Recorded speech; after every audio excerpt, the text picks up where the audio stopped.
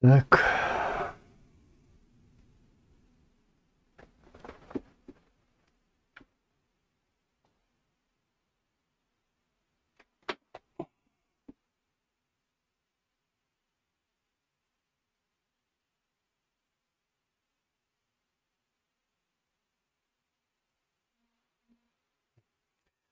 Алейкум ассалам, ассаламу алейкум ва рахматуллахи ва баракатуху.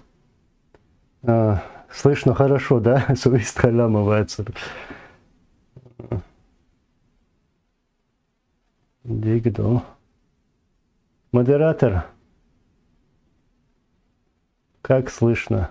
Прием.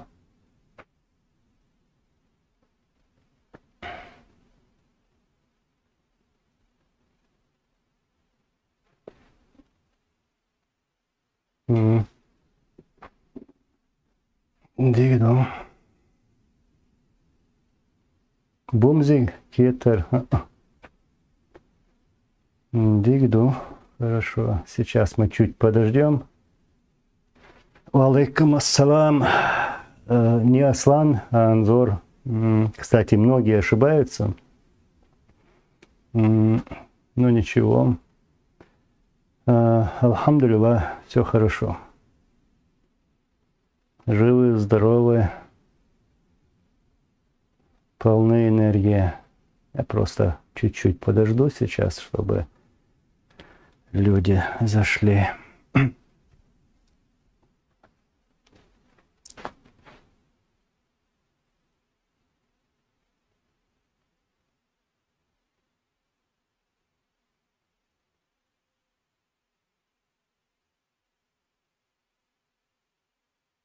Захват покоев.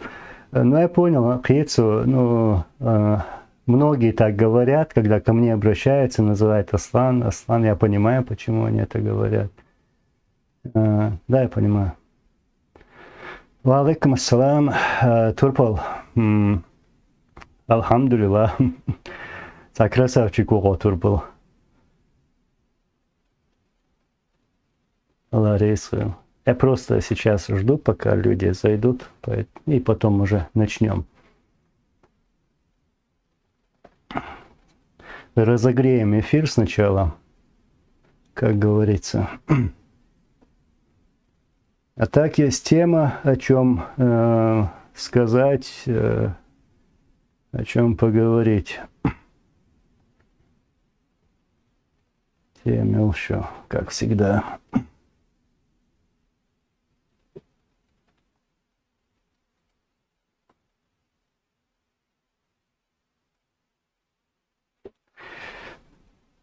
Ва алейкум ассалам ва рахматуллах, Александр Монтебланко. Захват покоев, конечно, есть очень хорошая тема. Я просто жду, пока люди зайдут, а потом уже начать. Ва алейкум ассалам ва рахматуллахи ва баракатуху.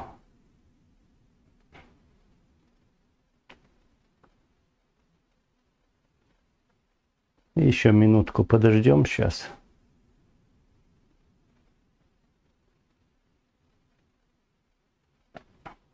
Исаак Шмулевич, спасибо, тоже приветствую. Ва алейкум ассалам. Бумзик, кетер, да, кстати. И бадукон, дерг ваймелду тема yok.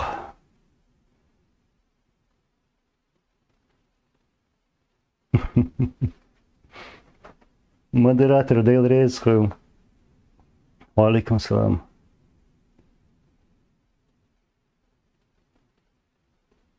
Анзор Завлиев. Алейкум салам. Анзор. Тезка. Царху. Аллах Рейсху. Масейрабой. Аллах Эту.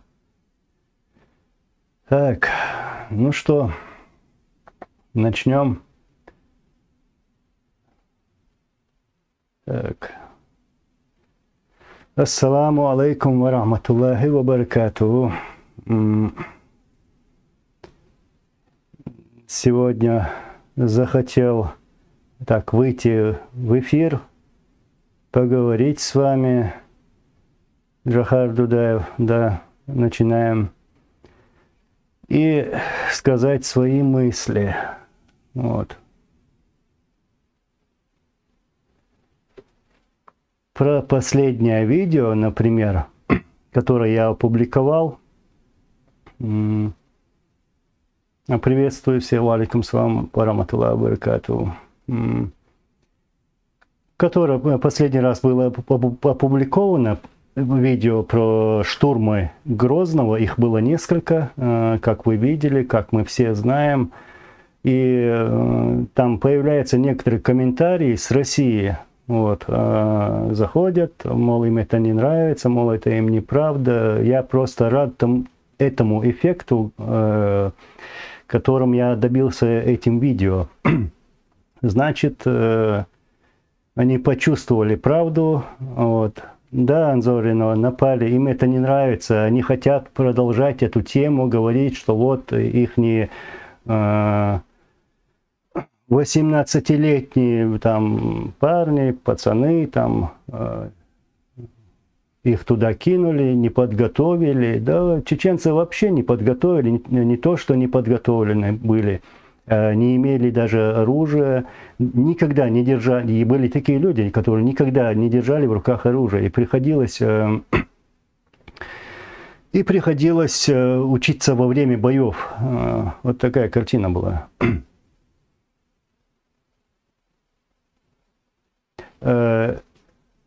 Салим Абу Ханифа, валикум салам.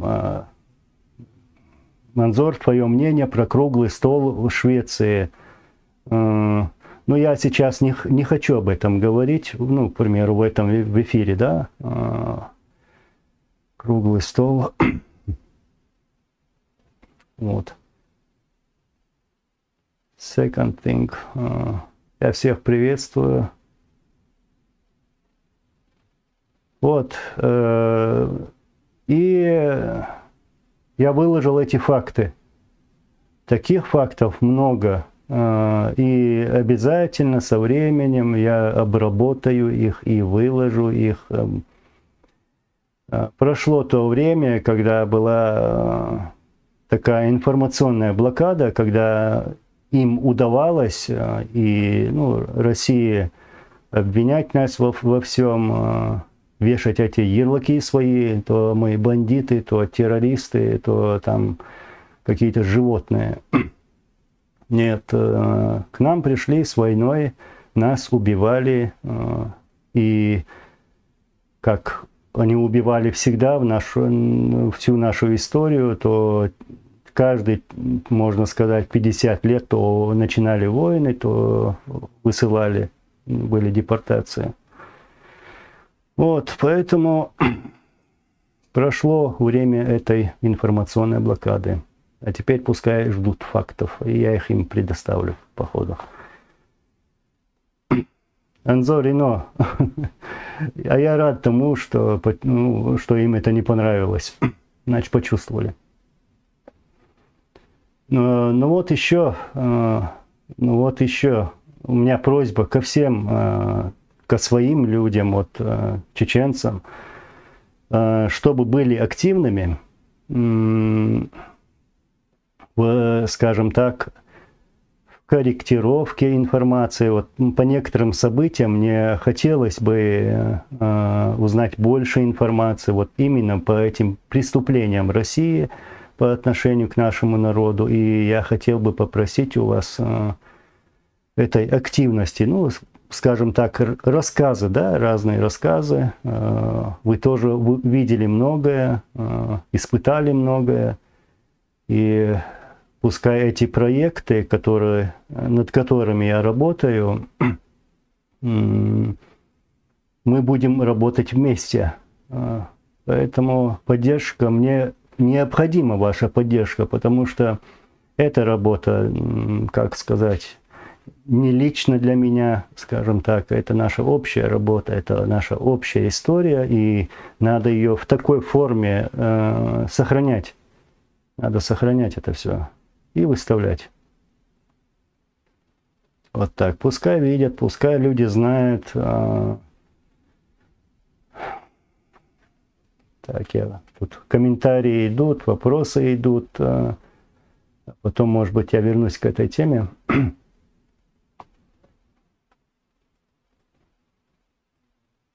Сейчас, секунду. Василий Долгтрев. Да, именно вот такой формат им и нужен. Предоставлять вот эти факты смотри, да, не забывай, помни. И мы таким форматом и будем продолжать. А факты у нас есть. Алейкум ассалам. Массо Болвиш Далдекал Альбертов. Анзор, как и что можно было бы сделать, чтобы эти варвары отдали Аслана Масхадова?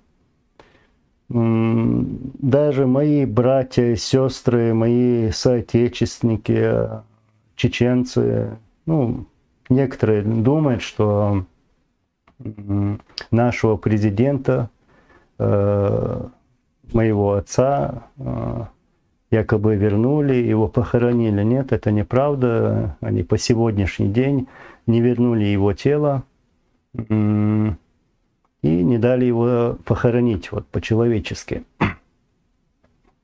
Там, под какими-то разными оговорками, якобы у них какой-то закон, закон о терроризме, что нельзя отдавать там, и так далее, и так далее. Но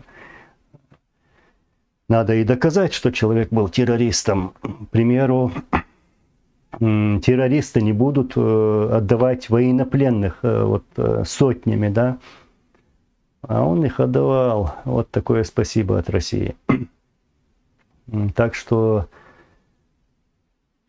на сегодняшний день, Альбертов, отвечая на твой вопрос, на сегодняшний день ничего нельзя сделать, потому что мы все рычаги использовали, мы ко всем обращались, требовали, я даже скажу так, не то, что ладно там Путин, да, мы знаем, кто он такой, что он натворил у себя, со своими гражданами, с нами тем более, и сейчас творит со всеми, скажем, так сказать, соседями. Но мы обращались к патриарху России, вот даже к шейхам мусульманским, чтобы сделали, оказали какое-то давление, даже словесное, скажем так, и Папе Римскому даже писали письмо, что ну, никакая религия,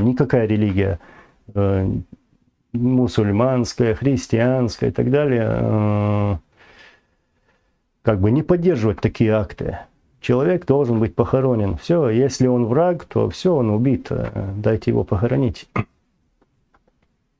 Вот.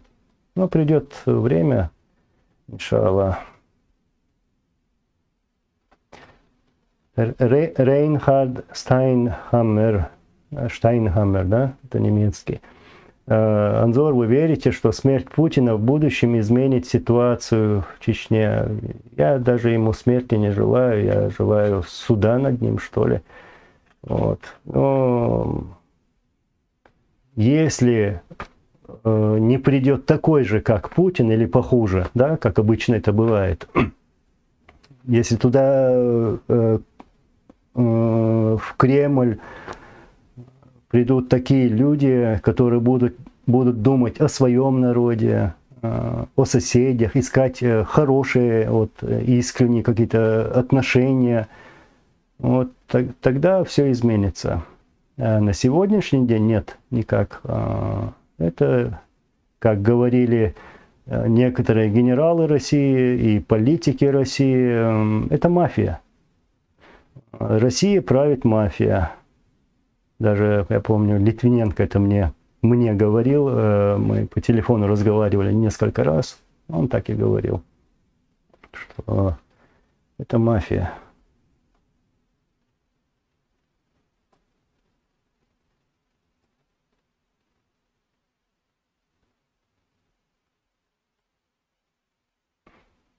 Ва алейкум ассалам, Масайга Босы.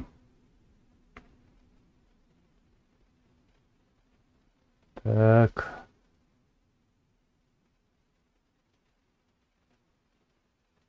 Мухаммад, Аллах рейсвы, ва алейкум салам.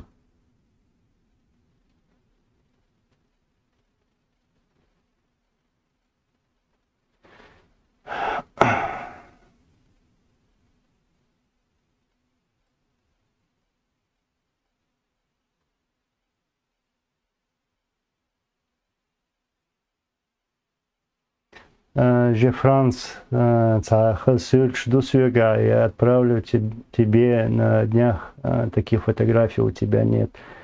Спасибо, буду рад. Кстати, если у кого-то есть какие-то материалы, фотографии, видео, которые могут быть полезны в этих проектах, я еще раз повторяюсь, еще раз обращаюсь, чтобы, вы помогли этим, предоставили их, вот, ради сохранения этой правды.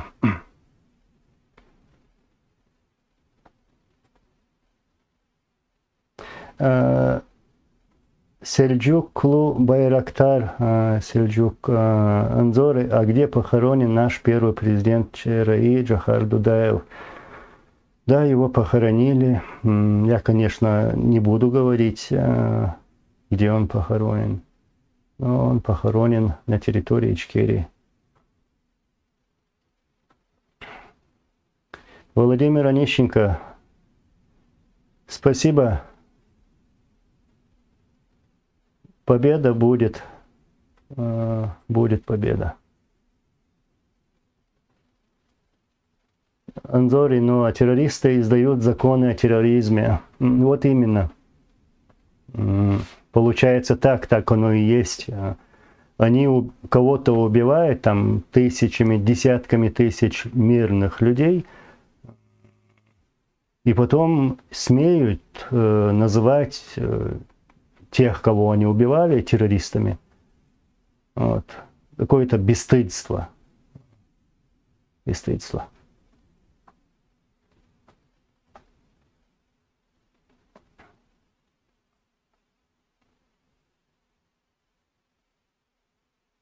Ва алейкум ассалам.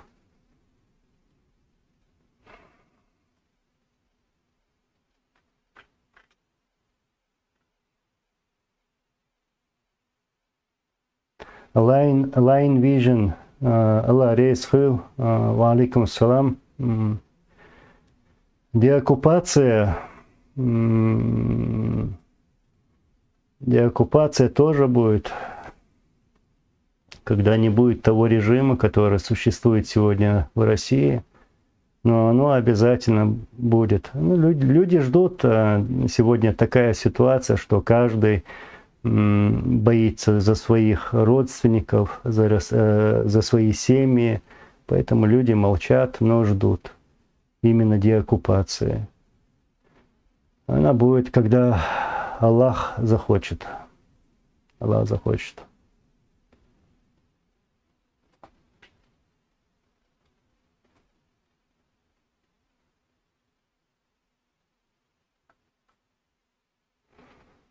Лукас, ассаламу алейкум салам. Анзор, у меня вопрос к тебе. Ты читал книгу Адама Вон Граца под названием «Код войны»? Адама я знаю лично, код войны дал ему твой отец. Да, я читал, у меня есть это. Есть.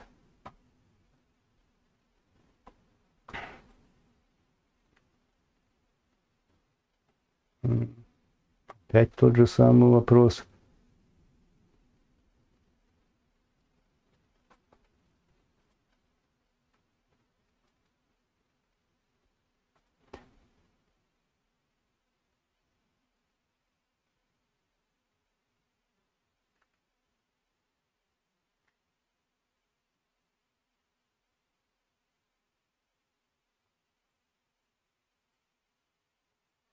Так, Салим Абу Ханифа. Анзор, тела Хамзата Гилаева тоже не отдали. Сколько тысяч людей вот так не похоронено. Сколько мы не знаем, вот у меня тоже родственники есть, которые вот так бесследно исчезли, я даже не знаю, живы, не живы. И у каждого они есть. Дух буквыш. Аллах, дегал болиш. Анзор Исаев, валикум салам, брат.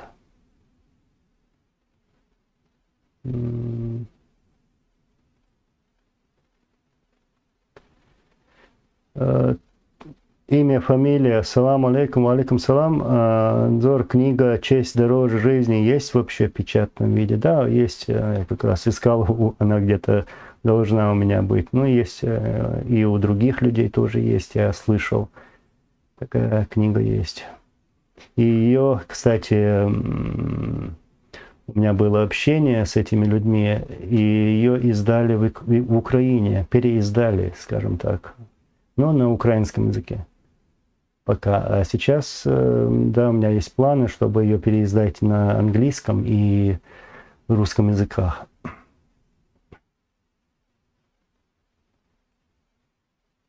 Михаил Комаровский, здравствуйте. Здравствуйте, меня зовут Анзор. Я тоже желаю украинцам вот, от себя, от чеченцев, чтобы наконец у вас тоже наступил мир вот, на вашей земле. И сейчас там есть провокации, провоцируют боевые действия. Вот. Я надеюсь, что все это прекратится.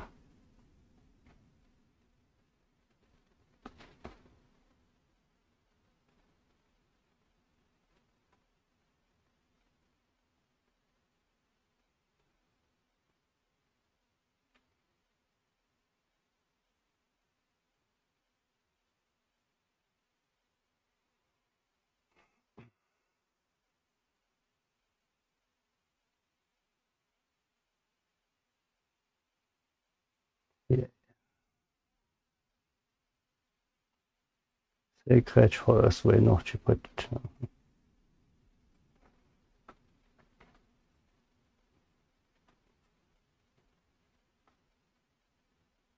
Грани Фрест, вот, ты сказал вот такую интересную вещь. Они кремируют тела, да, кремируют. Во время Первой войны, после боевых действий в Грозном, уже в 1995 году мы нашли вот через рассказы местных жителей на Карпинском кургане, такое место есть, такое захоронение, были артиллерийские вот, ящики из-под артиллерийских снарядов. Вот в этих ящиках были останки людей. Сколько вот тысяч людей было убито, мирных жителей в Грозном. Не только чеченцы, там и были и русские, азербайджанцы, армяне, и евреи тоже. И, скорее всего, как наши расследовали это, ну, пришли к такому выводу, что это останки этих мирных людей. И они кремировали, и чтобы скрыть это, они закопали их на Карпинском кургане, это в Грозном. Потом их выкопали, да, есть видеосъемки. Я не могу это выставлять, все это может блокироваться. Есть фотографии.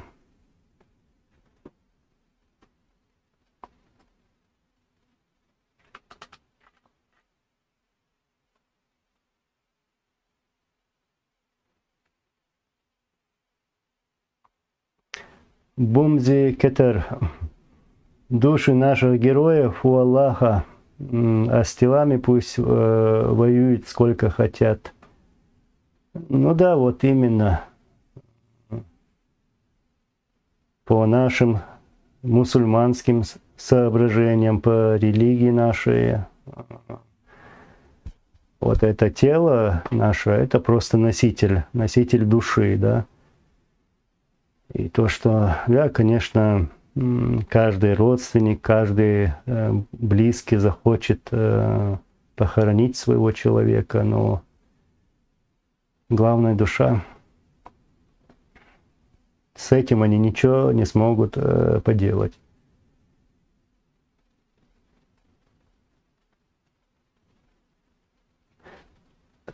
Чечня свободна. Ладно, отвечу на этот вопрос. Ва алейкум салам. Анзор, как думаешь, видел ли чеченский народ более подлого и мерзкого предателя? Да, дальше не буду называть фамилию даже.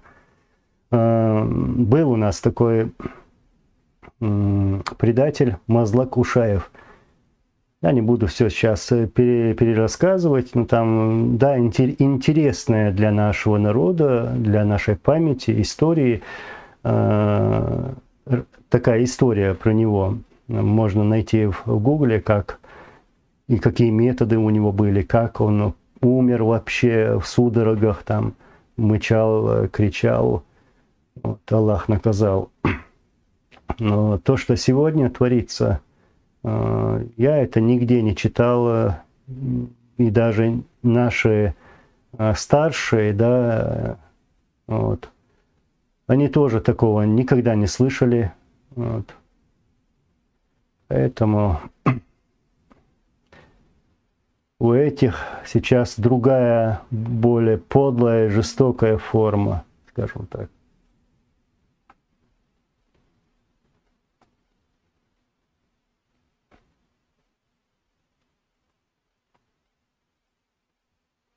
Лорсиев, тело Абдул-Халима отдали, его не отдали. И даже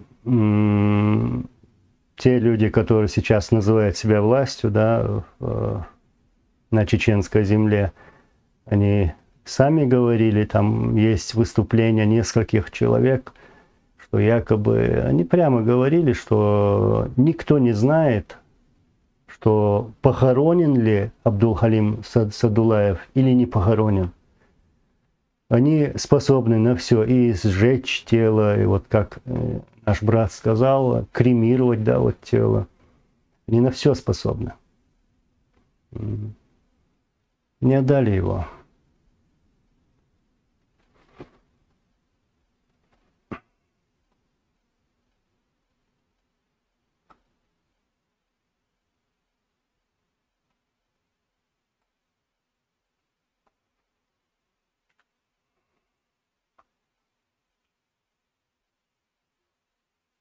Альберт Альбертов, у нас в семье 6 человек без вести пропало, но валлахи, если меня спросили бы, я сказал бы, отдайте Аслана Масхадова.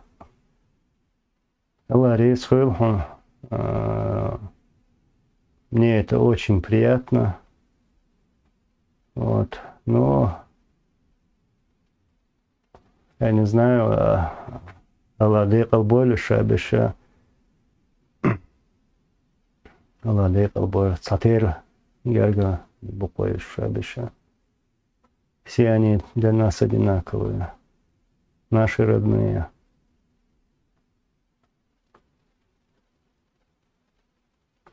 Артур, я, Анзор, смотрел видео, где пленных чеченцев русские выбрасывают из грузовиков и издеваются над ними. Так, это событие 2000 года, после штурма села, старое название Комсомольское, Садик-Кутер. Вот. Да, я помню. Потом их убили. Есть даже статьи, Политковская писала про эти события.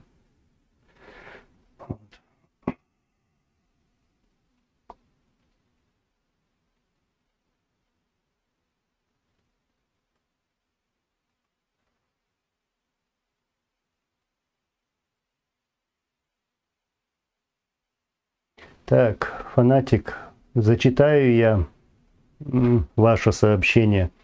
Накидали вы фактов и баек в своем видео в общую кучу. Еще я удивляюсь, что есть люди, которые в это верят. Ну, а все остальное я зачитывать не буду даже. А вы так сделайте, опровергните эти факты, которые я предоставил. Вот. Я показал то, что было на самом деле, и что сказали эти люди. Вы сможете опровергнуть эти факты?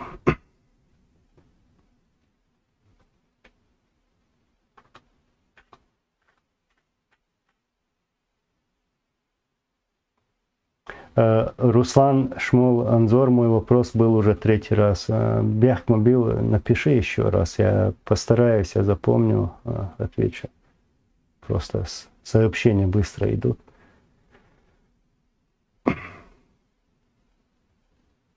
Мухаммад Technology Innovation. Анзор, что известно о сыновьях Джахара?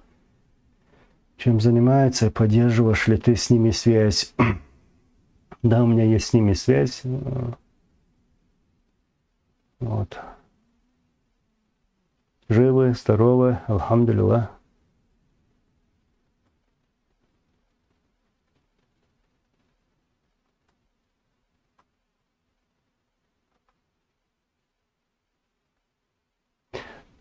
Я не знаю, как это.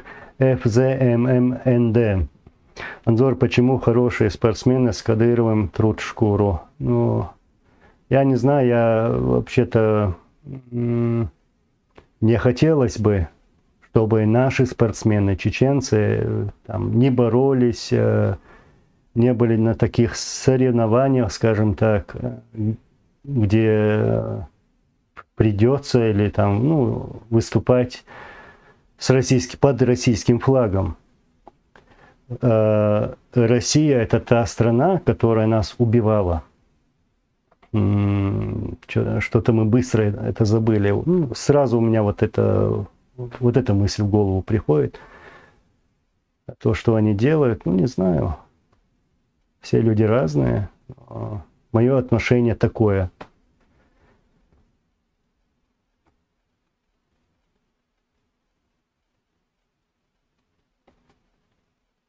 Кверти, алейкум салам. Ну, я прочитал твое сообщение, Лариса. Алейкум салам. Руслан Шмол, наверное, ты про это сообщение, вот, ладно. Скажи, пожалуйста, реакцию Аслана Масхадова Далдек Алвуэль на события в Комсомольском, Сади Потра. Ну, скажем, он был недоволен, начиная с выхода наших подразделений из города Грозного.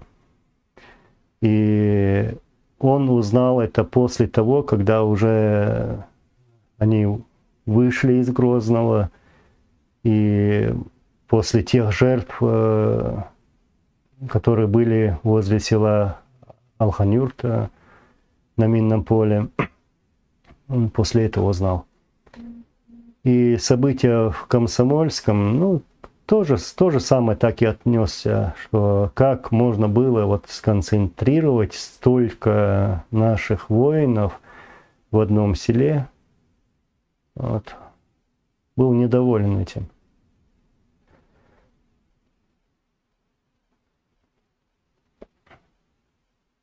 Ланч Романский, привет. Ну, если есть вопросы, если успеем, то обязательно постараюсь ответить на ваши вопросы, иншаллах.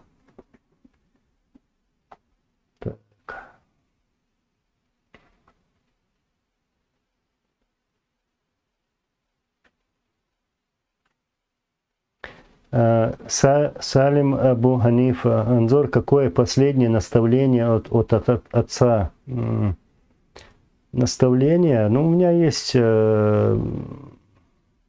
по отношению ко мне, мой адрес, да, скажем так. У меня с ним была переписка, скажем так, до конца, до марта месяца, буквально за пару дней, как его убили. У меня все эти записи есть, ну, я помню все это. Я, конечно, сейчас это все не хочу перерассказывать, говорить. Вот.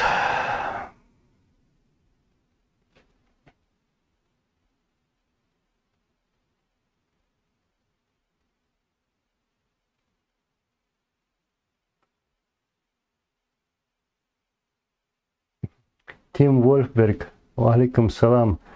Добрый вечер. Нет, не опоздали. Особо не опоздали. Так что у нас время есть пока.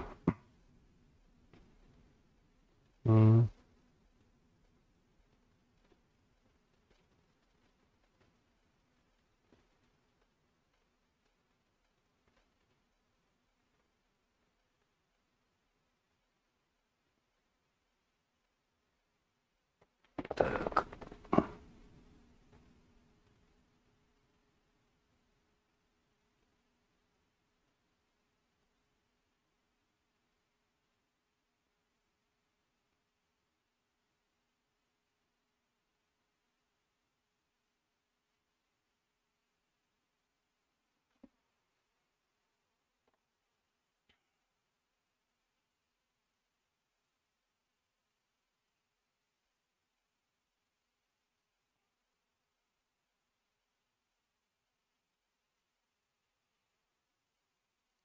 Так, я сейчас вниз пойду.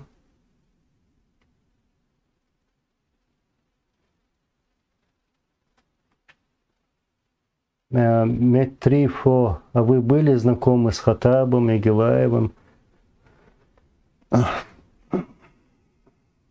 Да, был. Я их всех знал.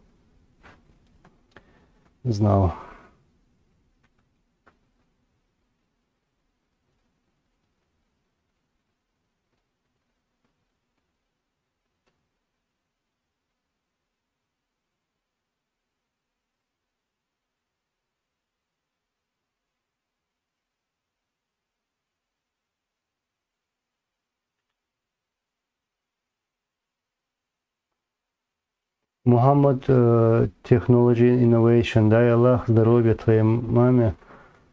Как она себя чувствует? Алхамдулилlah, лучше. Аллах рейсваю. Имя, фамилия, как ваша мама поживает? Я слышал, что она вернулась на родину. Я не знаю, где ты слышал, брат. Я не знаю. Но она со мной. В другой комнате. И у нее сейчас все хорошо, алхамдулилlah.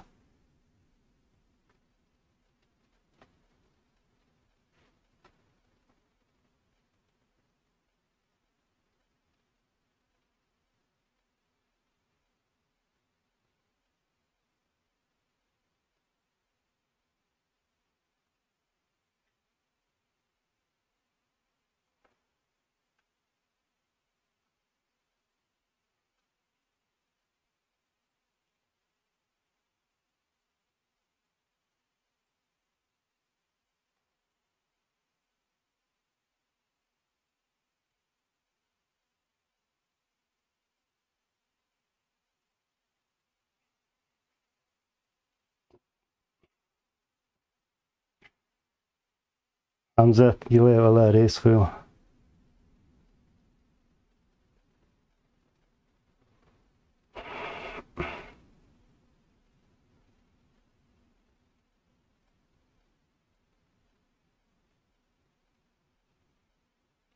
КМС, Вольник, Анзор насчет стола круглого, да, опять про стол в Швеции.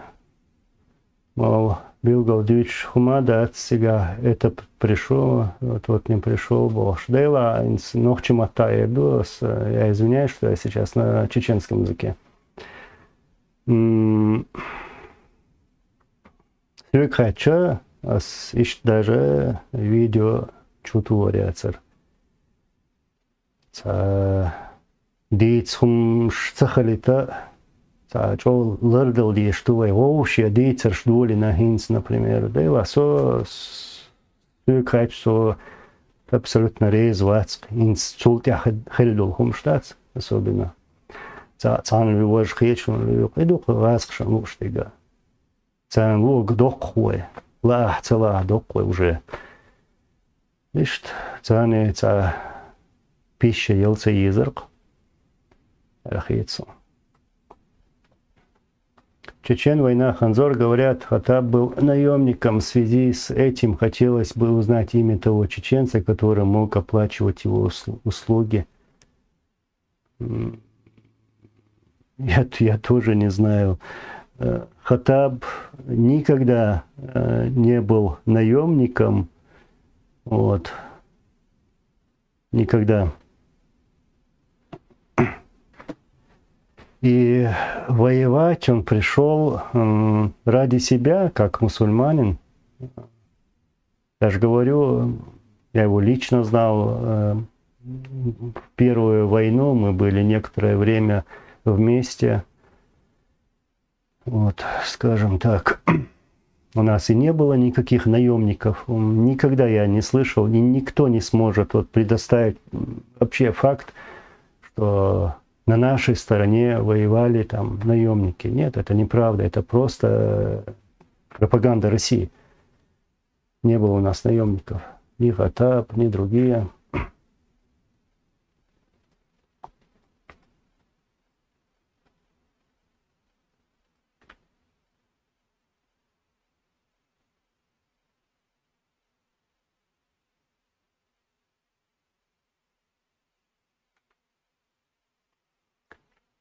Славянин безродный. Странные так ники тут. Шило в мешке не утаишь, в куче там, и так далее, и так далее. Не спорь с глупцами. Но я уже привык распознавать глупцов, поэтому умею обходить их.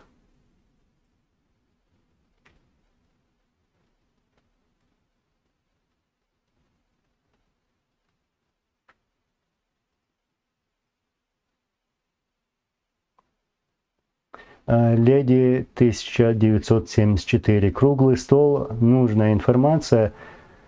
Лющ, цавац, все точки над «и» так расставлены и расставляются сплетниками, которые наводят смуту, больше не будет пищи. Ну, я буду рад, если такой пищи не будет.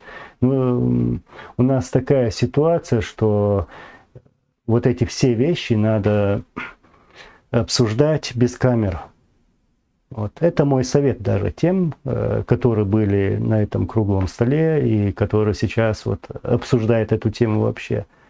Поэтому многое вот надо вот обсуждаться без камер. Так, пища ахиряется.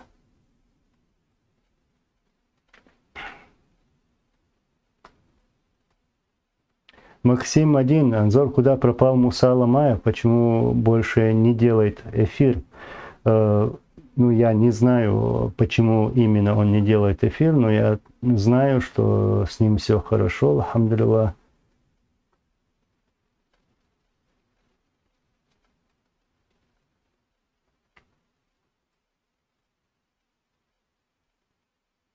Анзор Рено, ну да, ты правильно ответил и подметил, сказав, что Хаттаб сам помогал деньгами чеченскому сопротивлению. Да, Хаттаб действительно имел такие средства, ну, еще до того, как приехать в нашу республику, стать рядом с нами. У него были эти средства, и он их пустил в эту войну, в сопротивление.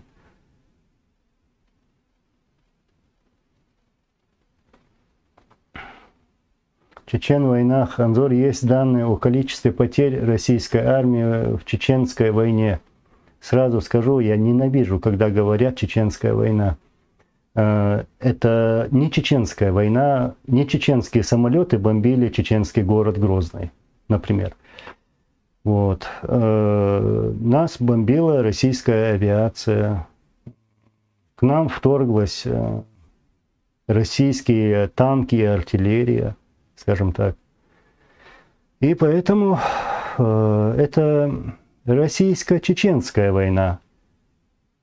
И можно сказать, русско-чеченская. Пришли устанавливать русский мир на чеченской земле. И вот количество потерь, да, никто, ни наша сторона, ни российская сторона, никто не имеет таких данных по военнослужащим или же по мирным жителям. Да, мы можем примерно говорить вот столько-то, столько-то. И то же самое касается событий в Дагестане, вот провокации в Дагестане. Я даже и не назову это войной. Это была провокация.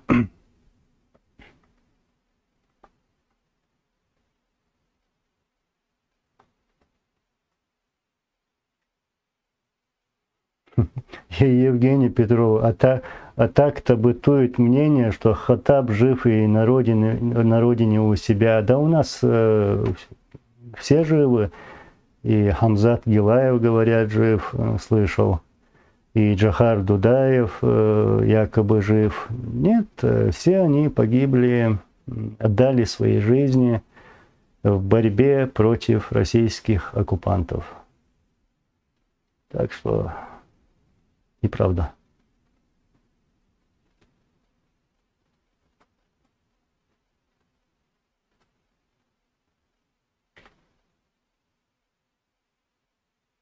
Молчун Хантер, ассаламу алейкум, что думаешь по поводу шведского стола?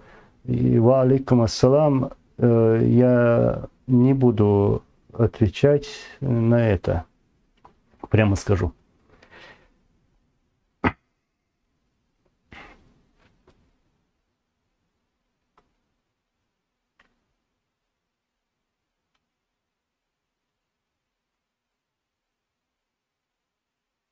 Ягуар, ответь, если имеешь свое мнение после встречи в Швеции, куда нам двигаться и кого выбрать лидером. Знаешь, брат, сейчас не то время, не то у нас состояние, когда мы должны выбирать лидеров. Нет, не сейчас. Но должна проводиться другая работа, да? Вообще, Цахумштадович.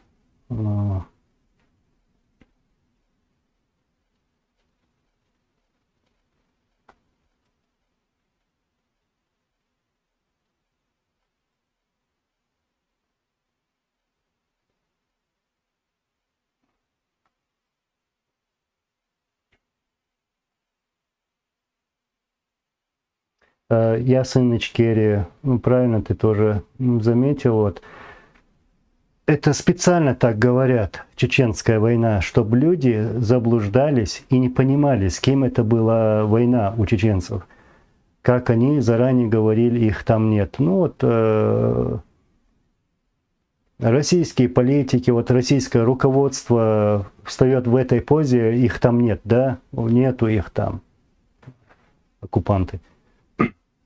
И навязывают вот это именно свое, что якобы это была чеченская война, что у них какой-то бардак был, они там что-то, мы вообще не в курсе.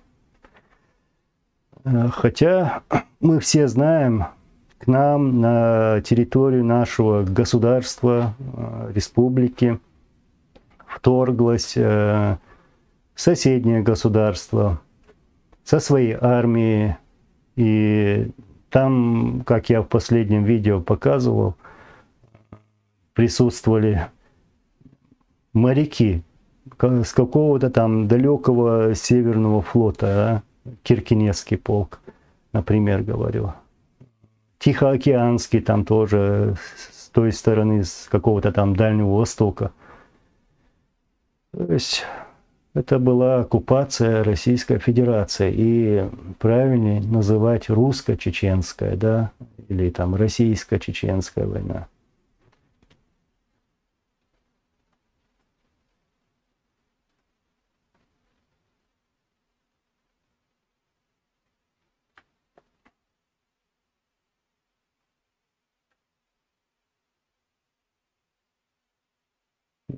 Да, вот имя Ибраим Алханова, или чеченская компания, да, компания.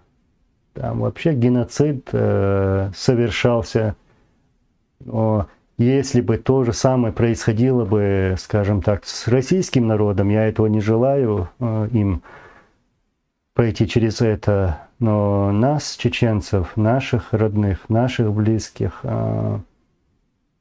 проводили вот зачистки, сжигали живьем, сжигали людей, живьем закапывали людей. Вот такой ужас наводили, убивали. Это был геноцид нашего народа. Геноцид.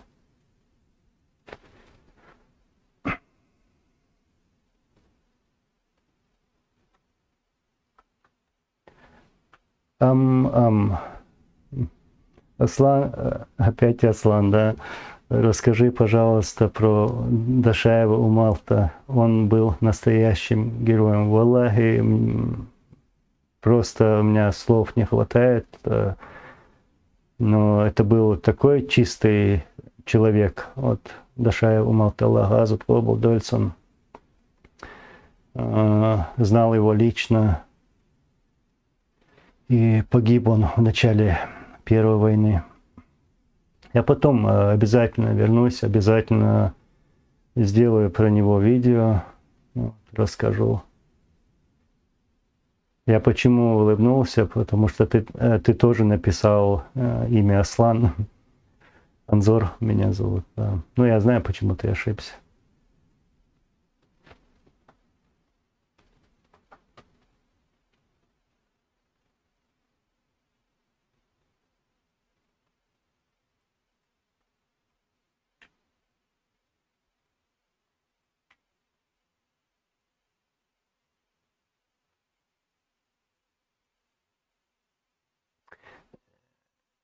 Леди 1974.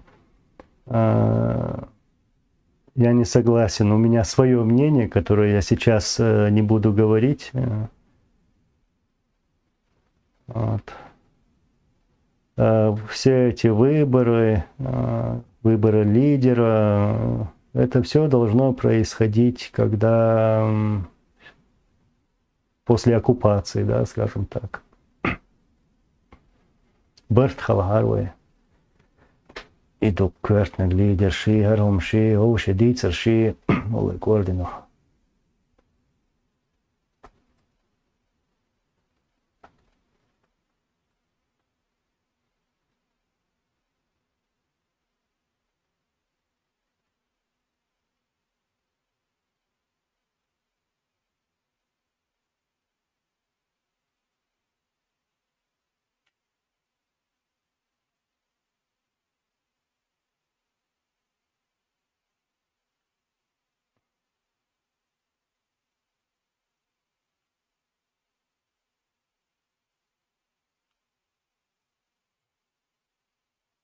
Чингисхан, ты пишешь, русские для нас не проблема.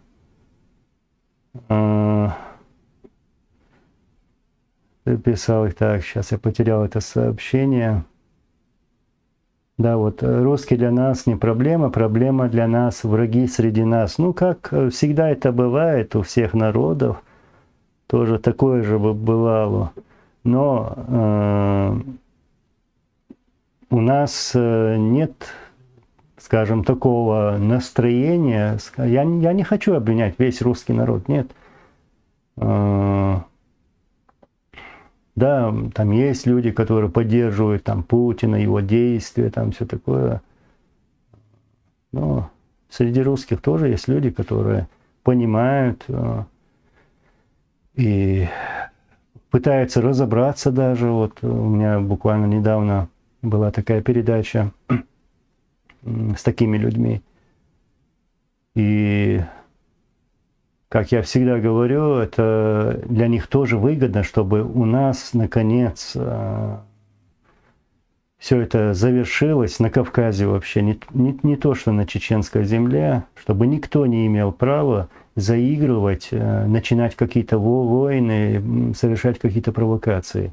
Если каждый народ Кавказа, например, будет независимым, документами, например, подписанными, вот эта республика, все независимая, да, никто ее трогать и не будет потом. Нет причин просто ее трогать.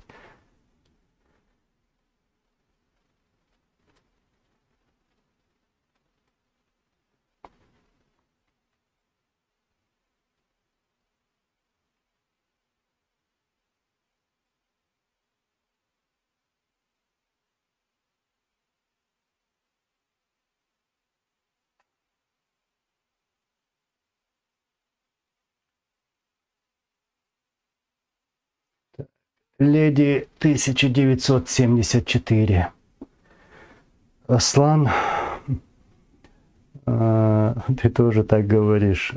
Ты всех знаешь, и у тебя, конечно, своя точка зрения, а мы, народ, нам только сплетни достаются, которые разводят враги. А благодаря этой встрече многое прояснилось и проясняется. Да, все должно проясниться, но на данном этапе, это мой совет, как я сейчас недавно сказал, не должно это на начальном этапе, не должно это делаться на камеру, например. Где-то должны встретиться за закрытыми дверями, обсудить это, вот, не давать пищи для этих провокаторов, сплетников, которые будут раздувать это все. Царство Хуман Резвацу. А так, далеко будем сила.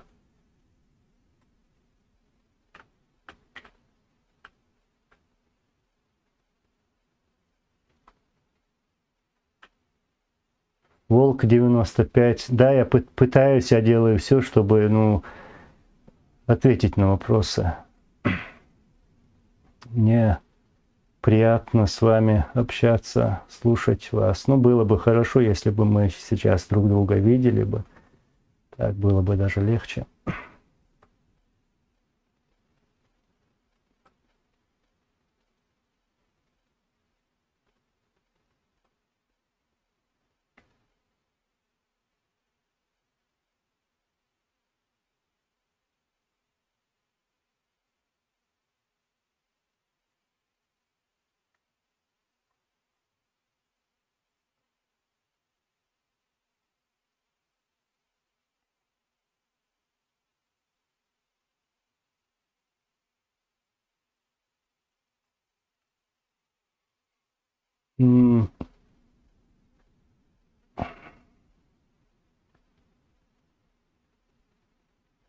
Как найти, да? Анзор русский понимать-то понимает, но если будет приказ стрелять в нас, они 99% будут стрелять и оправдывать это приказом.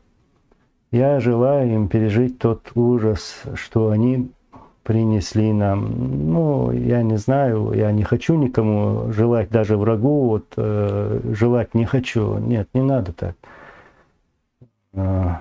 Надо желать, наверное, справедливости, вот так, просить у Всевышнего, чтобы справедливость восторжествовала. Войну адук бухаш, хайр бойлиш.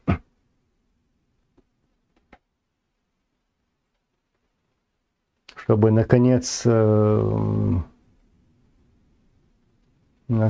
они поняли, что с нами лучше искать мир, лучше иметь хорошего соседа, да, но на сегодняшний день, насколько мы видим, они этого не хотят. Их руководство, я имею в виду. Провоцируют, там, земли и так далее. Все там вопросы поднимают, лишь бы такое настроение было на Северном Кавказе и вообще на Кавказе. Ягуар, Анзор, ты был знаком с Русланом Лобазановым?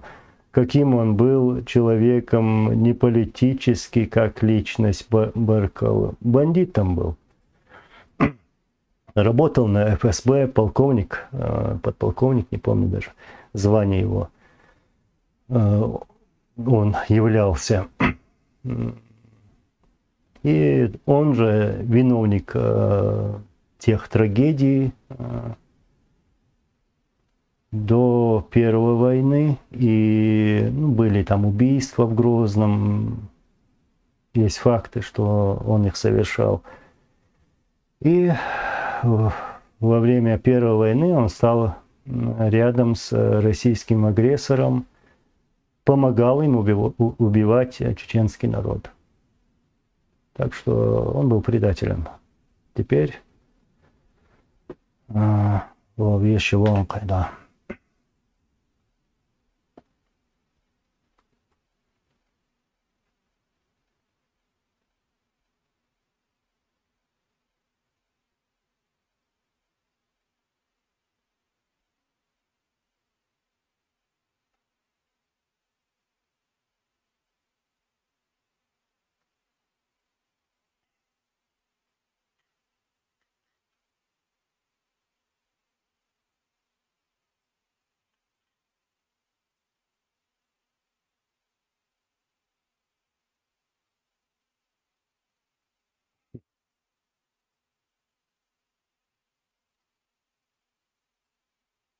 Лукас, я просто прочитал твое сообщение.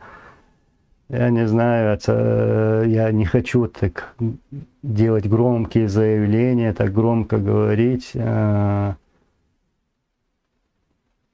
Но я пожертвовал бы и сейчас своей жизнью. И вот я вот честно говорю, ради своего народа, даже я тут нахожусь вдали от нашей Родины, но я ваш, Аллахи, массогмана.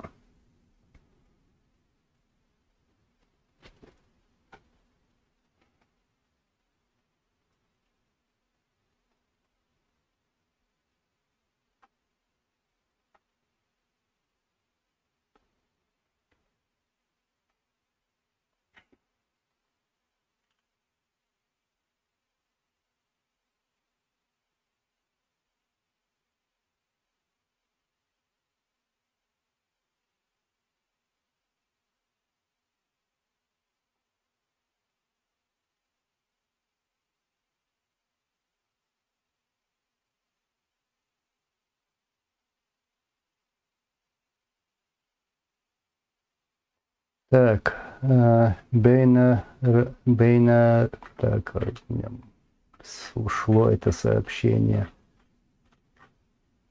Все быстро идет.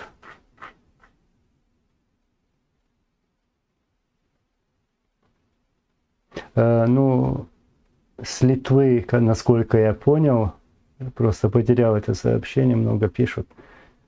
Насчет воспоминаний вы спросили. Да, у меня есть записи. Я давно с этим работаю, не спешу. Вот. И когда-нибудь это все будет опубликовано. Ну, вопрос вот такой ваш был. Я недавно смотрю ваш канал. Вопрос такой, может, есть книга ваших воспоминаний? Да, есть, но не изданная. У меня есть записи, вот, с которым я, можно сказать, лет 15 по-любому работаю. 15 лет.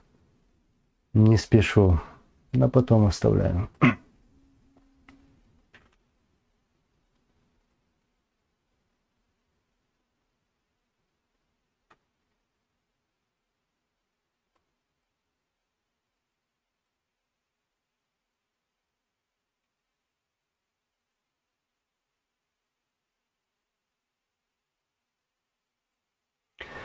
Лукас, ты, ну, я вторую часть зачитаю. Мол, сын единственного лидера, который посадил на колени ядерную державу. Ну, я хочу так сказать, что не ядерную державу, а российскую армию, скажем так. Ну, хотя это то же самое, да. Им пришлось пойти на это в то время, 96-й год, август месяц, да. И не мой отец это сделал, но сделали все мы вместе, которые участвовали в этом. То есть простые люди, те люди, которые встали против такой армии, да, армии этой, как ты сказал, ядерной державы. Это была наша общая победа. Вот что я хочу сказать.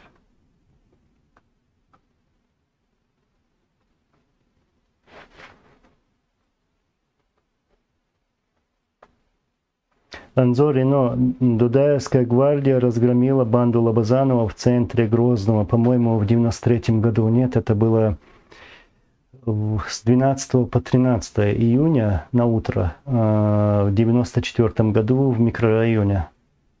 Там у него штаб был, его там разгромили, он там бросил своих ребят, скажем так, и ушел в Аргун, сбежал.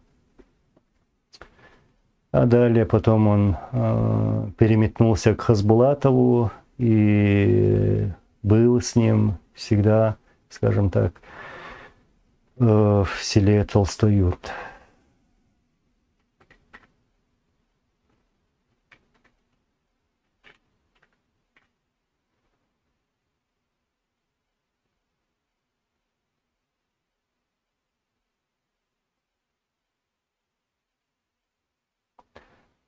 Нохче. Прокомментируй попытку захвата власти в 98 году. О нем говорил Ахмад в 7 части круглого стола в Швеции.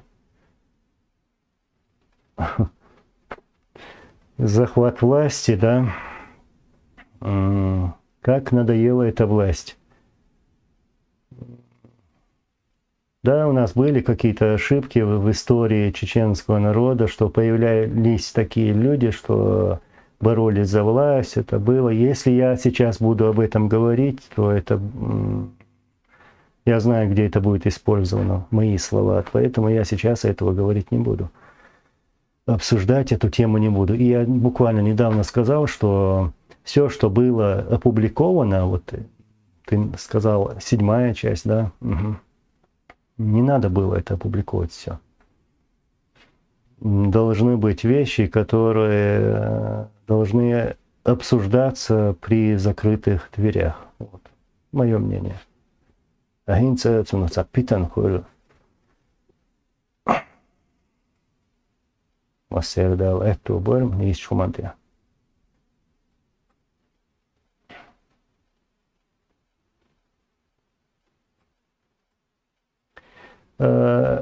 Скала. Интересный вопрос. Как-то касается начала этого эфира. Я с этого как бы и начинал. Событий в Грозном, штурмов Грозного. Валикум салам. Анзор, как ты думаешь, операция «Джихад», проведенная в Грозном в 1996 году, была неожиданностью для российского военного руководства или взаимный договор с Россией? Мнений придали армии. Ну, короче, я понял, на чем ты. Никакого договора с Россией или с российским руководством не было. Никакого абсолютно. Да, я знаю, что в каких-то целях могут использоваться вот эти факты. Да, вот что имеется в виду, что была проведена операция, мы захватили Грозный и так далее, были боевые действия, вот эти факты. Но нет такого факта, что мы имели какие-то договоренности, что мы проведем такую операцию и так далее, и так далее. Нет, это было неожиданностью. Операция была подготовлена еще до мартовской операции. То есть мартовская операция была подготовкой. Нужно было прощупать реакцию российских войск при штурме, например, Грозного. А основная операция «Джихад» августа 1996 года была отложена, потому что в то время шли мирные переговоры. И когда российская армия начала бомбить Веденский район, Веденский район, то у нас были руки развязаны и была совершена вот эта операция. Но до взятия Грозного, до этой операции, я помню, разбрасывались листовки, да, вот так. Ну, по-любому наша сторона информировала мирное население, информировала даже ту милицию, которая работала вместе с российскими оккупантами. Ну, и были обращения такого рода, что они должны сложить оружие, уйти домой или быть рядом с нами. Вот, то есть говорилось, что город будет захвачен, город будет штурмован, да. Конечно, не сообщалось, когда именно, во сколько часов времени не сообщалось, но то есть такой неожиданности и не было. Хотя там говорят, сейчас можно все что угодно говорить, да, но факты есть факты.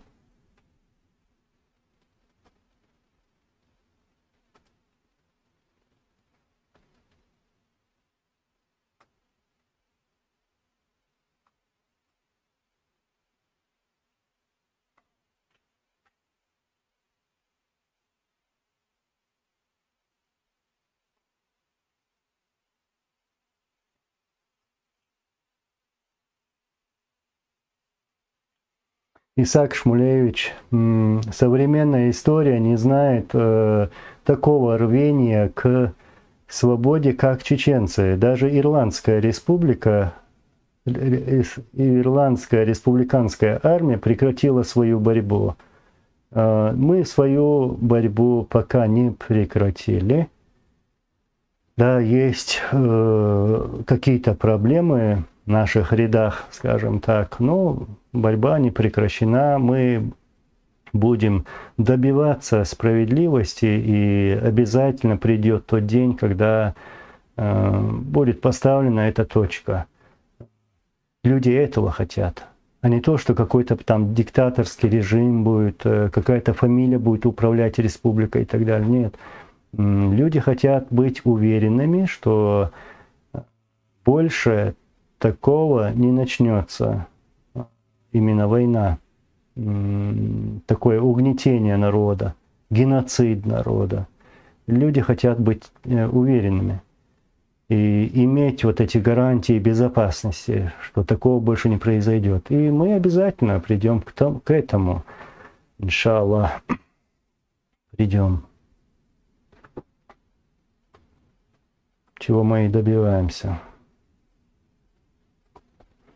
Вячеслав Малахов, как вы думаете, возможно ли было решить миром все проблемы в Чечне в 1994 году?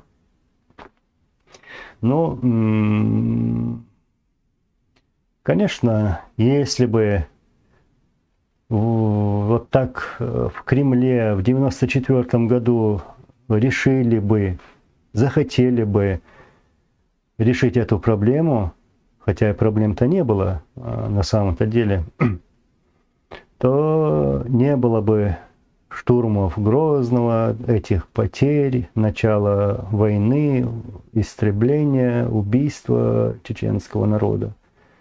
И, соответственно, не погибали бы их солдаты. Вот этих зверств военных, эти бомбежки, зачистки, всего этого не было. А наше руководство всегда обращалось к Российской Федерации, к российскому руководству, чтобы начать мирный процесс о недопущении войны. Мы призывали и в 1994 году, и в 1999 году, но все в Москве, в Кремле думают по-другому. Решить проблему 2 часами, 2 там воздушно-десантными полками.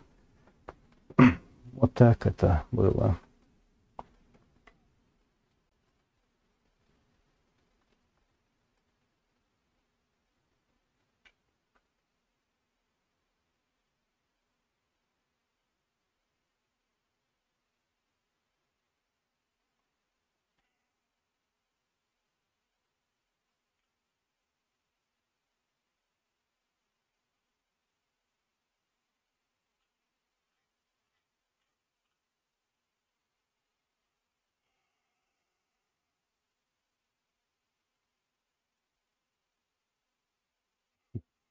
Анзор, покажи герб на флаге, да. Джахар Дудаевов пишет. Нет, на этом флаге у меня герба нету. Кстати, этот флаг, моя, скажем так, память, их было два, именно такого дизайна, скажем так. Один был у отца, один у меня.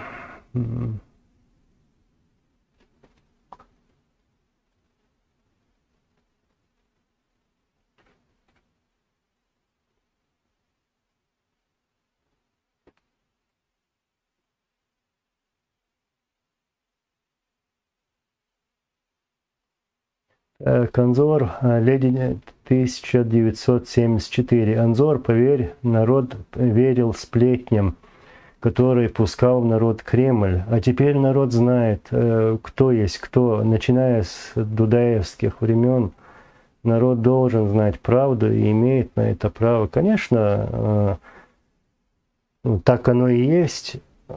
Народ должен знать правду, а не то искаженную информацию от этих пропагандистов.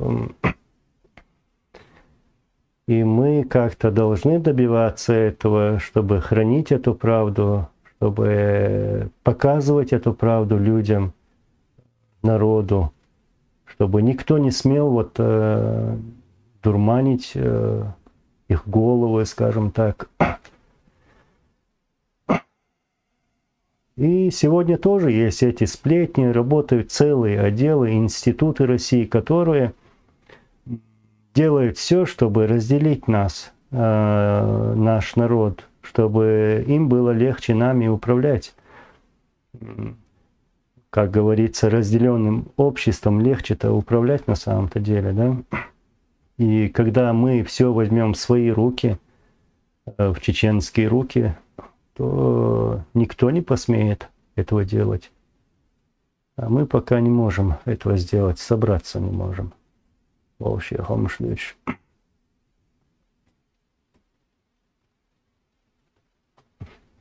Чеченец Нохчо, про Али Мацаева, начальника оперативного отдела Ичкерии 94 года, скажи что-нибудь.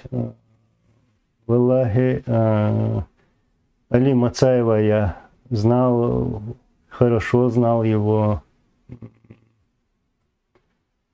Да, он был начальником оперативного штаба, он был в главном штабе вооруженных сил Чеченской Республики Ичкерия. Полковник, был сбит в самолете над Горогорском, поселок такой у нас, в 94 году.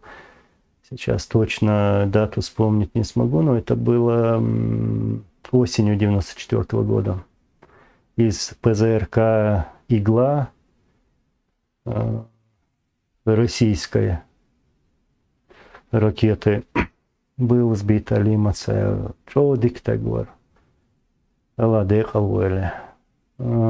помню, летает, он рассказывал, он летал на самолете, на своем Л-39, это учебный самолет. Там такого вооружения в этом самолете не было. Единственное, там были подкреплены вот такие неуправляемые ракеты, да. Он рассказывал, вот я летаю на самолете, вот знаете, как это красиво видеть с такой высоты, смотреть на нашу землю, на эти горы, реки. Он это так красиво рассказывал. И мы у него спрашиваем, а вот ты летаешь над их позициями, ну, в тебя стреляют вообще они? Он говорит, да, вот, несколько раз такое было, что были пробоины самолета. Я говорю, а вот ты хотел в них стрелять? Мы так у него спрашиваем. А он говорит, ну не могу я стрелять в них. Не могу. Вот такой человек был, Али Мацаев. Аллах азгазут обл дольсон, Аллах дейхалуэ.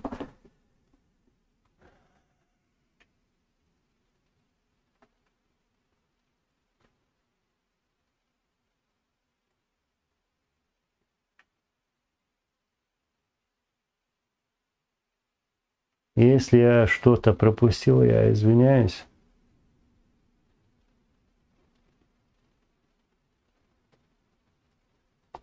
World Small.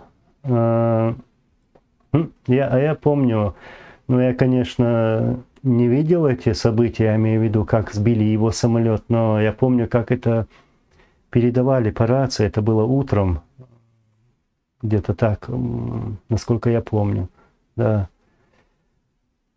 Как передавали, что сбили самолет, да, я помню эти события.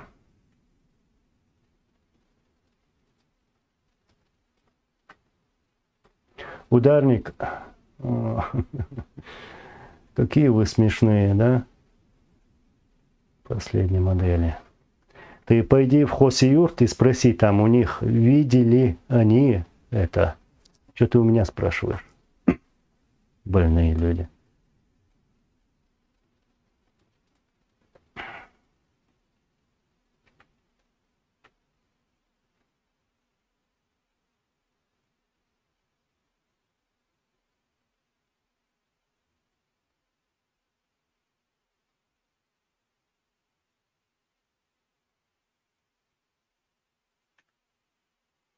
Manual Depots, а где именно сбили этот самолет вместе с ним?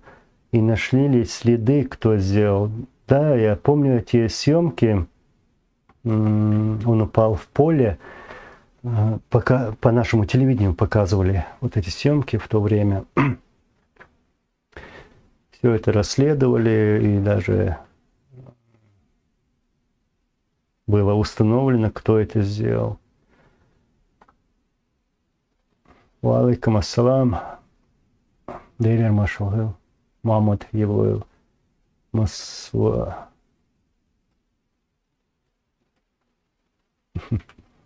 Беркут 06. Анзор, ты был знаком с Али Димаевым?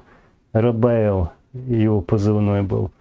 Аслан его назначил после министром связи Ичкерии. Да, я был с ним знаком еще с первой войны. И в какое-то время нам приходилось работать вместе. По радиосвязи устанавливали связь на Жаюртовском, Курчалоемском направлении. Потом установили связь в Грозном. И вообще работали вместе.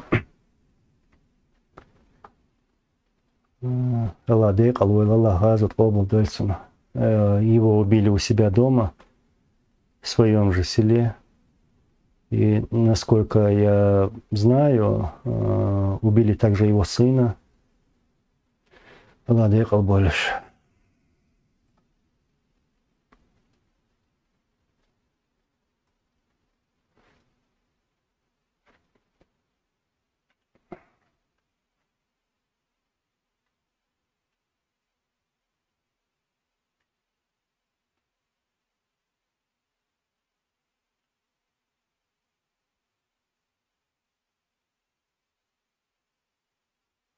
Леди 1974, так, ты Волку пишешь, да? Народ верил и верит. Я одна из них была.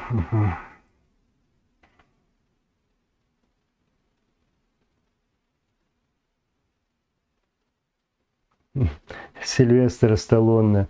Мы с тобой, брат, ты наш, мы ценим твой труд и любим тебя. Продолжай, брат, рвать их, продолжай. Вот те люди, которые будут очернять мой народ, наш народ, вот, мы будем их рвать нашей правдой, как говорится. Правда у нас есть, пускай теперь смотрят.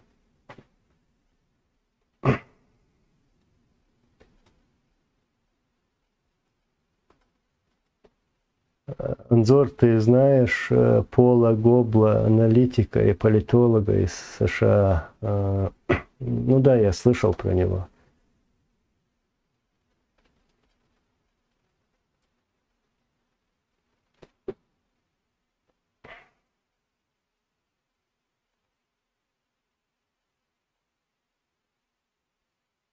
Так, я сразу на два вопроса тут отвечу. Анзор, что сломаю? Матео Хаусман. С Ломаевым все хорошо, жив, здоров. Об остальном я ничего не знаю. Не могу сказать. Не знаю. FZMMND. Анзор, расскажи про Дудаева. Ну,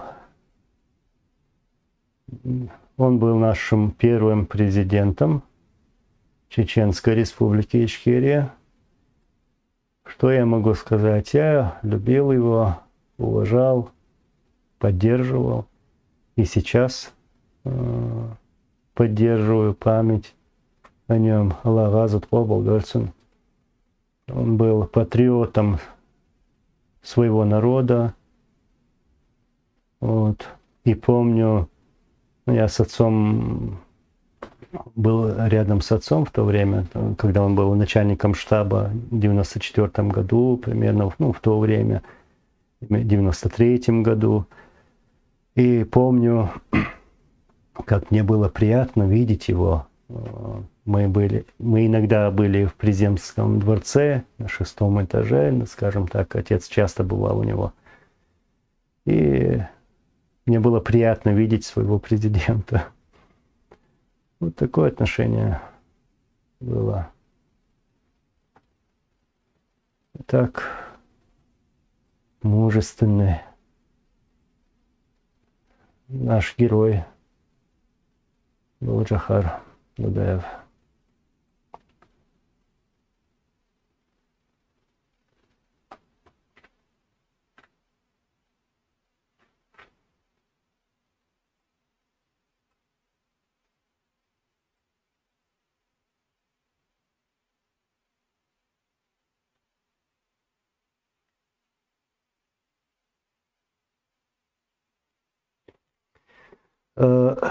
Мне еще вот такая мысль была сказать, попросить вас, скажем так, я бы с удовольствием перевел бы то, что у меня сейчас есть на канале, на эти видео, на английский язык и, скажем, турецкие языки. Английский, да, я хорошо знаю, и разговаривать, и писать могу, но всем этим заниматься тоже не успеваю, потому что я провожу и другую работу. То есть мне нужна ваша поддержка, вот кто может вот так на профессиональном уровне перевести, скажем так, с русского языка на эти языки, английский и турецкий. Так, Алекс Бадер.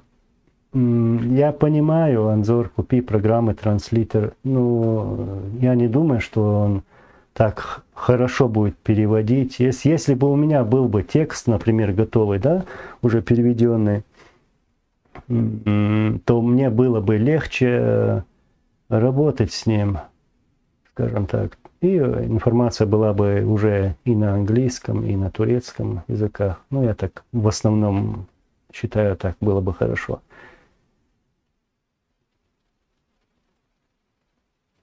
Ну, ланд, я чуть знаю турецкий, но чуть это мало. Там нужен профессиональный подход.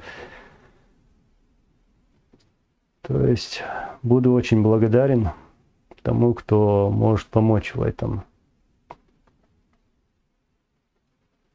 Василий Долготрев. Ну да, я, конечно, как только что сказал, я просто не успею все это делать, потому что я провожу и другую работу. Поэтому хотел попросить у вас помощи, что ли, поддержки.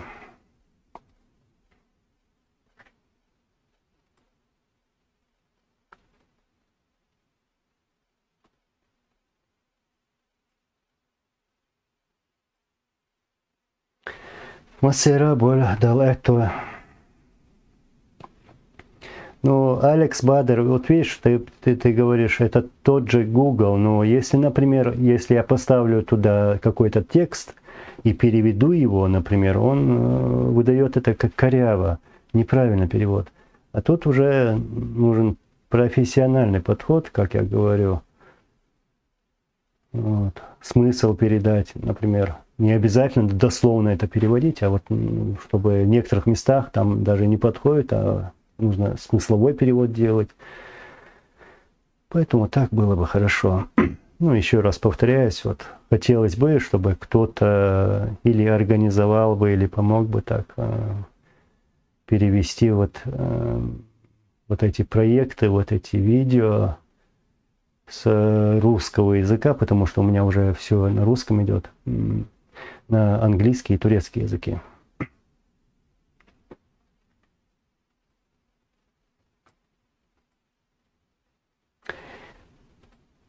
Ингуш Аланский. Я просто не буду, ну не могу я просто зачитывать это, потому что я не верю в это. Мол, ты бы поддержал его и признал бы своим президентом. Ну, мне уже смешно. Прошу прощения, что повторяюсь. Я вот не видел твоего вопроса, я извиняюсь. Я в это не верю. Нет.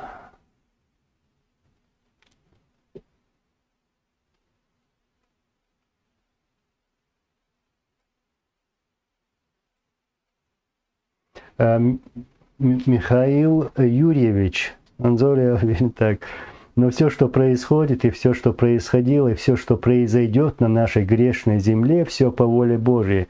И то, что Чечня у состава России, значит, так должно быть. Нет. Чеченская земля, мы, чеченцы, не в составе России.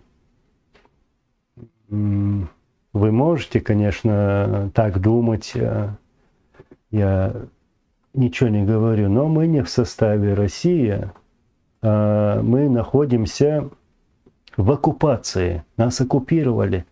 У нас шла одна война, вторая война, нас убили очень много людей, нас оккупировали. И по сегодняшний день находимся в оккупации. И придет один день по воле Всевышнего, что мы вернемся к тем договорам, которые были подписаны нашими президентами. И нам все равно придется затронуть эти темы,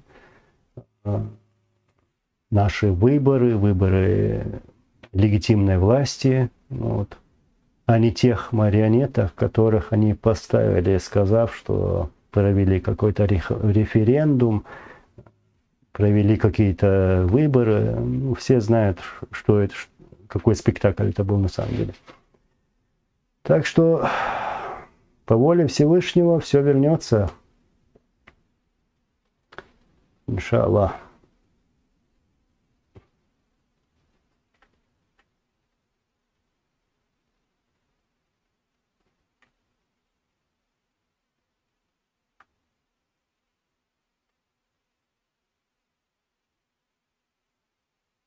Так, сколько мы уже разговариваем. И я опять затрону другую тему сейчас. Тудор, приветствую из Молдовы. Слава свободной Чечении. Мы тоже. Добро пожаловать. Спасибо.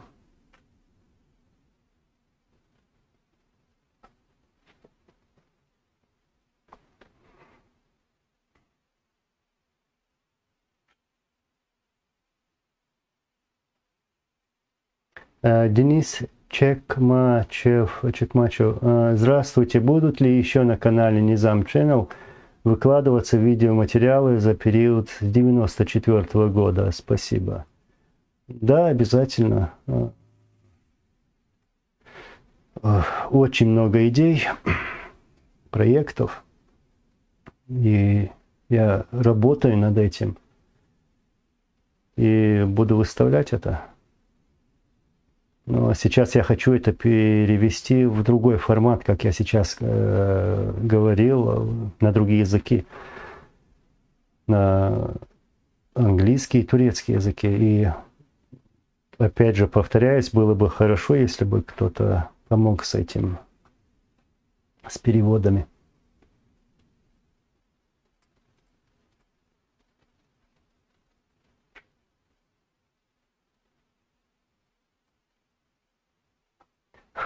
Muhammad Technology Innovation. Хорошо, что у Ичкерии не регион и не имеет номера. Ну вот именно, когда вот пишут номер 95, вот честно скажу, мое отношение, вот первая мысль, что у меня в голове бывает, вот стадо, да, стадо, например, барана берут, ему такое клеймо дают. Ну, вы знаете, о чем я. Вот так это выглядит. То есть, чтобы дать этот номер 95, они убили, ну, скажем так, убили и покалечили сотни тысяч людей. И много тысяч людей, о которых мы вообще ничего не знаем, живы, не живы, их тела даже не знаем где. Вот. И все ради того, чтобы вот этот номер дать. Предательский.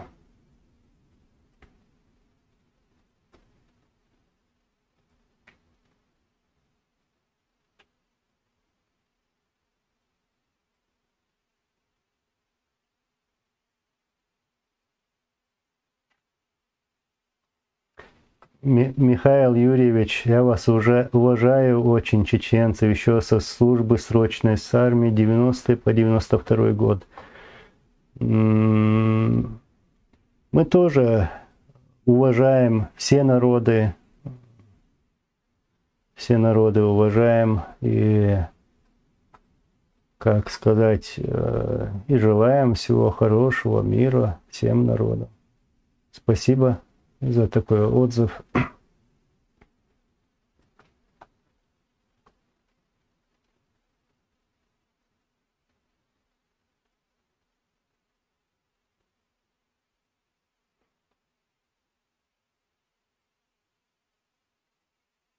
Волк 95.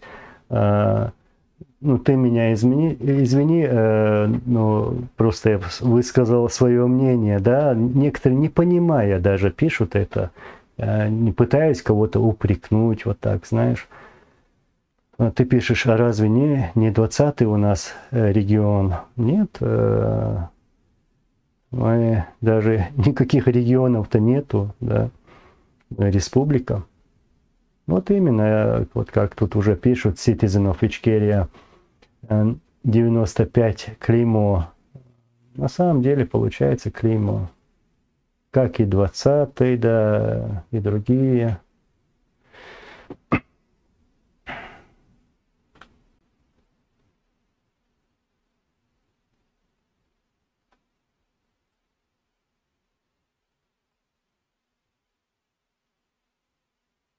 Хамзат Хамзатов, сейчас я сначала просматриваю твой вопрос. Ты пишешь, валикум салам, Анзор маршвол и лахо. У меня один вопрос. Некоторые ичкерийцы говорят, выборы после войны были сделаны неправильно. Почему они так говорят? В чем была ошибка? Я лично выбрал Масхадова. Я этим умникам, которые вот это говорят, сказал бы одно. Все это делалось для того, потому что этого хотел наш народ. У нас во время Первой войны убили нашего первого президента Алладех Алвойле. И вместо него был вице-президент Зелимхан Яндарбиев, тоже убитый российскими спецслужбами Алладех Алвойле. Потом мы провели выборы. И эти выборы пришлось признать самой России. И после этих выборов были подписания мирного договора, что очень важно. И эти документы, эти соглашения есть. Но я не буду говорить, что там они не совершались, Россия как бы нарушала все эти договоренности. Да, она их нарушала. Но вот это мнение, что якобы это была ошибка, это было неправильно, не нужно было проводить выборы, нужно. Чтобы... Тогда, если бы мы в то время не провели бы выборы в 1997 году, и даже тогда они сказали бы что-то, но нет, надо было бы провести выборы. Я не согласен с этим мнением. И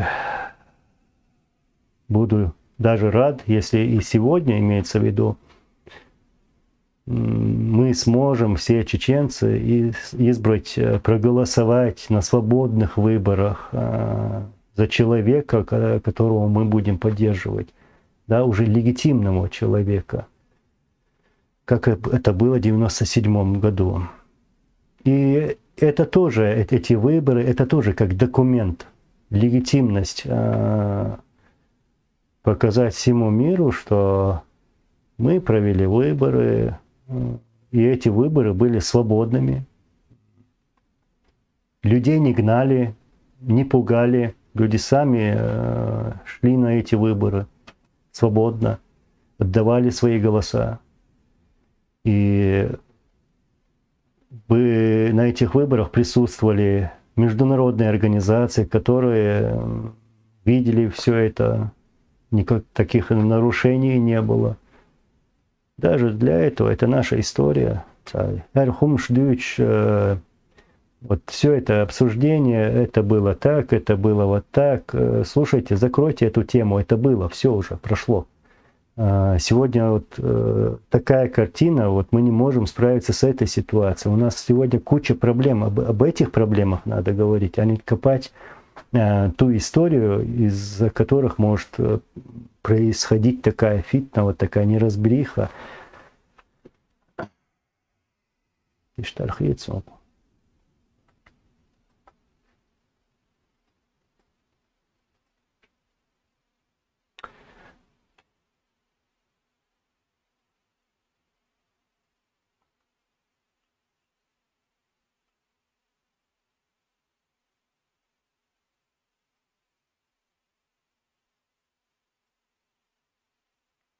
Леди 1974. Выборы Масхадова были самые честные выборы в постсоветском пространстве. Ну да, я говорю, у меня вот даже есть эти документы, ну, просто телеграмма, письмо от президента Российской Федерации Бориса Ельцина президенту Чеченской Республики Ичкерия. Он там поздравляет Масхадова, нашего президента, в победе в выборах, так называется, победа. Вот кто бы там ни был, да, вместо Масхадова был бы другой, какая разница, да, ну вообще говорю. То есть мы избрали своего президента, и российский президент, президент той страны, которая вела с нами войну, поздравляет так, ну это тоже достижение. И все это есть, и все это факты, которые мы можем потом использовать. Не сейчас, нет, не сейчас, а потом. Лет, может, 5, через 5, или там лет через 10, когда придет свое время. Иншаллах, придет.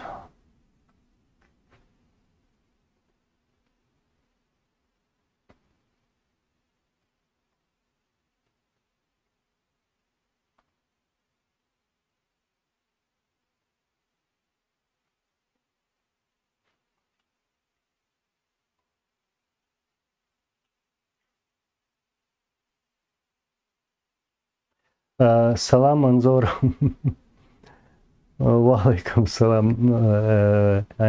Where is that? Nikki Salam Manzor. Manzor, can I ask a question? Yes, you can. You can ask me any question you want. That doesn't matter, but just do it. Yeah. Английским оттаться я зашел.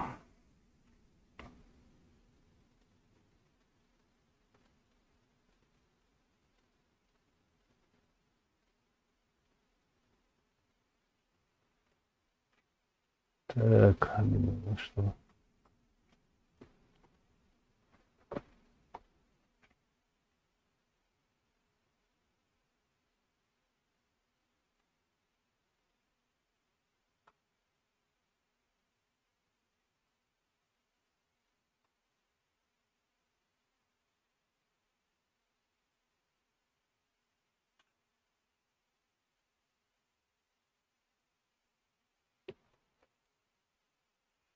To which countries was Chechnya's oil sold during Dudayev's time?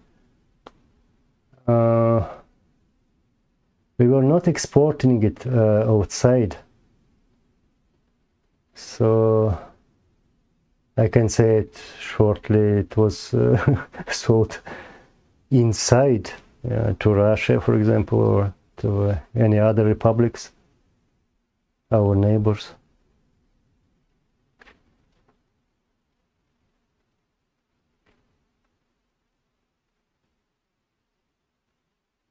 Мансур ТРИ. Мансур, что там с Мусой? С Мусой все, алхамдулилlah, хорошо. Жив-здоров.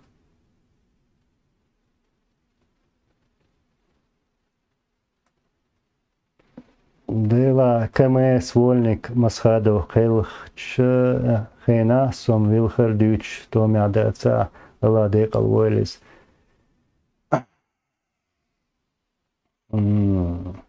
Ишт Халхиатира Вай Джахари президента Джохар Дудеу Царвич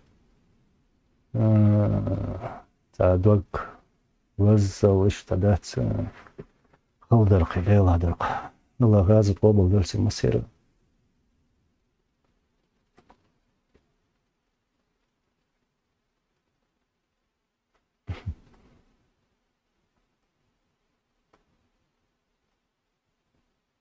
Nikita Samarina. Yes, hello, welcome. Welcome to Nizam channel.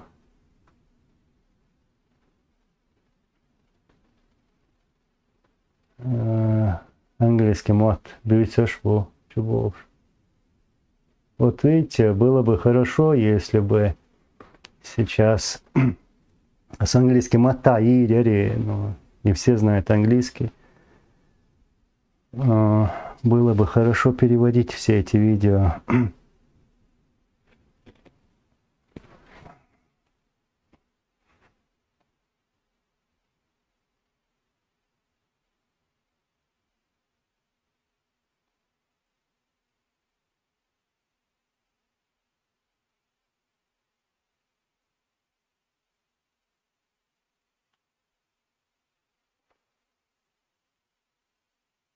Так.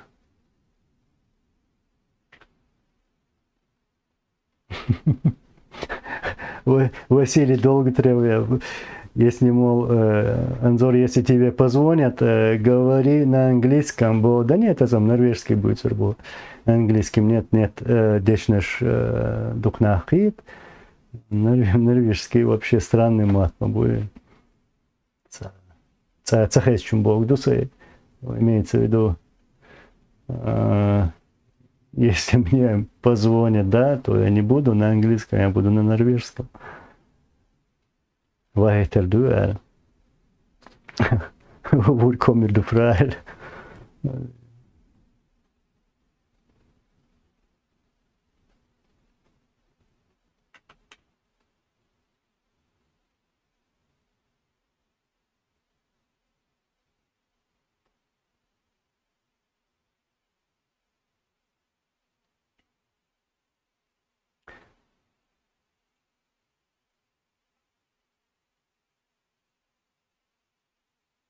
Алекс Бадер.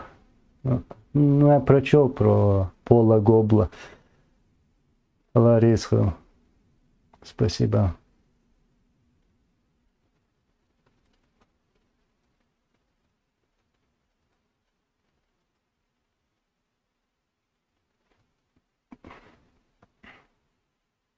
Мансур Тари, oui, d'accord.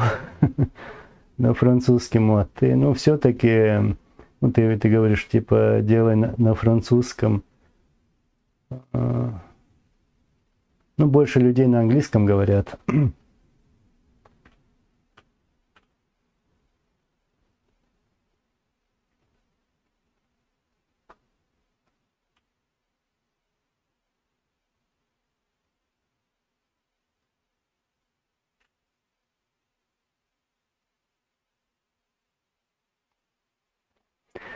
Salam Manzur. What does Ichkeria mean?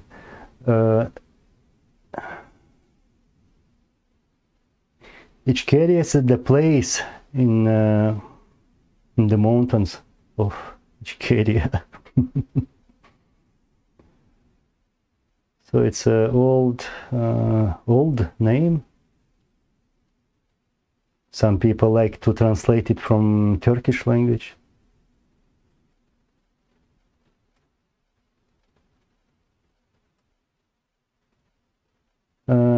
Grinch TV.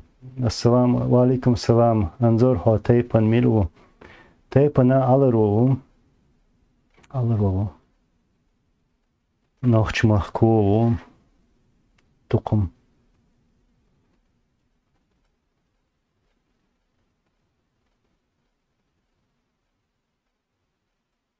Модератор, эфир идет почти 2 часа. Ну, мне интересно, вот, world small, you should speak English more often. In my opinion, it sounds better than Russian.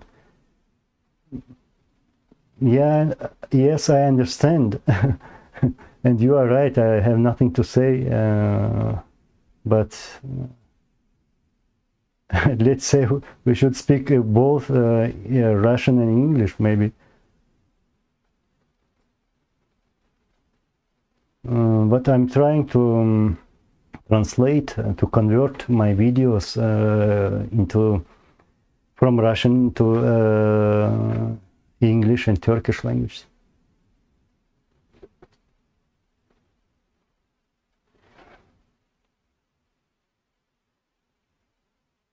Заджахара Дудаева, Анзор, какой у тебя уровень норвежского и английского? Скажем так, у меня одинаково, если так сравнить два языка, норвежский и английский. В школе я учил литовский, еще французский я учил. Так. И, ну, пишу даже лучше. Пишу даже лучше на этих языках. Мансур Тарей, ну да, мы из Тейпа Алироя. Сейчас, секунду.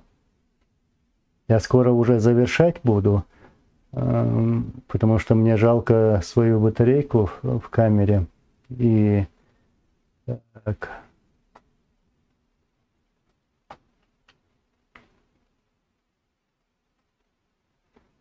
Алекс Бадер, ну и да, я понимаю, Анзор, я тебе плохого не порекомендую. Хорошо, спасибо, мне очень приятно, Баркал Халарейсу.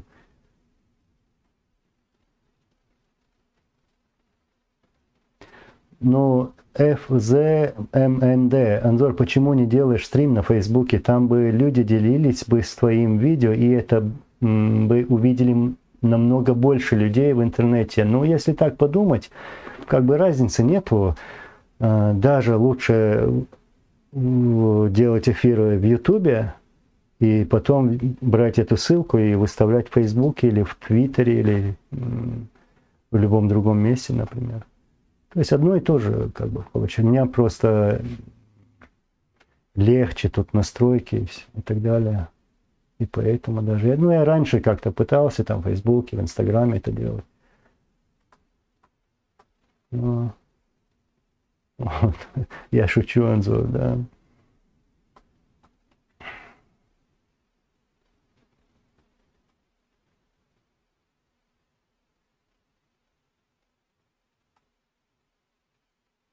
Хамзат, вот ты пишешь, почему тебя нет среди ичкерийцев? Ну, я ичкерийц. И даже вот так мое мнение, ну, вообще, я шучу, как подшучиваю. Больше себя ичкерийцем, я других не считаю, как бы так, да. Я боюсь фитны, вот дележки, наговаривания, сплетен. Вот. И со своей стороны я призываю всех, не надо обсуждать какие-то темы публично. Вот. Встретьтесь, обсудите.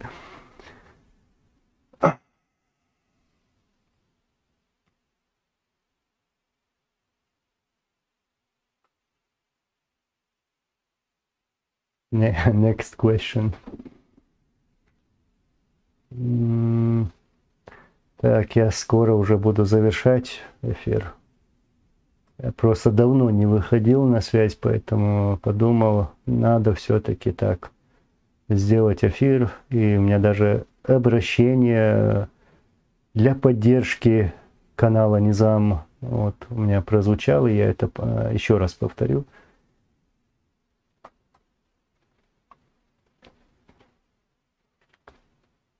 Ahmad Ahmadov, Assalamu alaikum. Anzor Rizvan Читигови видео шюхлик из Волш. Дейла хламиз сахит рях эргуня я хирмацон. Точно инсам алам цахасун бадайдич.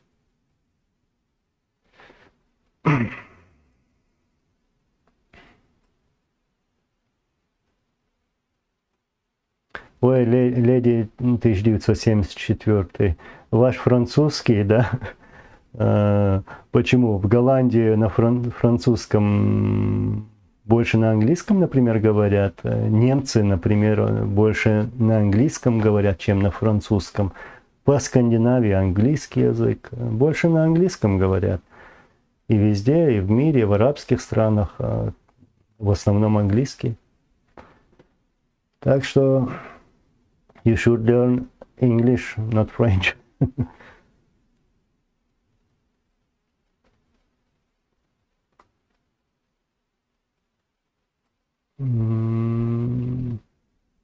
Nikita Samaria, your English is great. No, I don't think so. Usually I speak Norwegian, so sometimes it's difficult to speak it again in English or other languages. But I'm trying my best. Thank you very much. Thank you. Валейкум салам. С Украины салам нам прислали. Adat News. Anzor, your English is really good. Oh, yes. Thank you very much. It's easier to write, you know, than to speak it. Yeah, because yeah, you have time to think when you are writing. For example, now it's easier for me to speak Norwegian because I speak it almost every day. For satisfaction. Amin, Yusupov Shamil. Allah rez khuyla. Allah bort bol qoyma sera.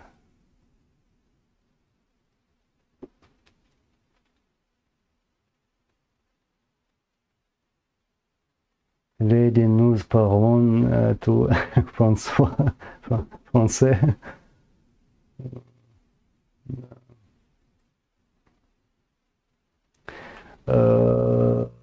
Код К, я как пацан плакал, когда убили Дудаева, Масхадова, Абдул-Халима Садулаева. Ну, мы, наверное, даже представить себе не можем, насколько это чистые, самые лучшие из нас люди были. искренние, насколько они хотели всего самого лучшего для нашего народа. Ну, я их всех знал, но по воле Аллаха их нет с нами. Я считаю, даже мы должны были как-то попытаться уберечь их, но все происходит по воле Аллаха.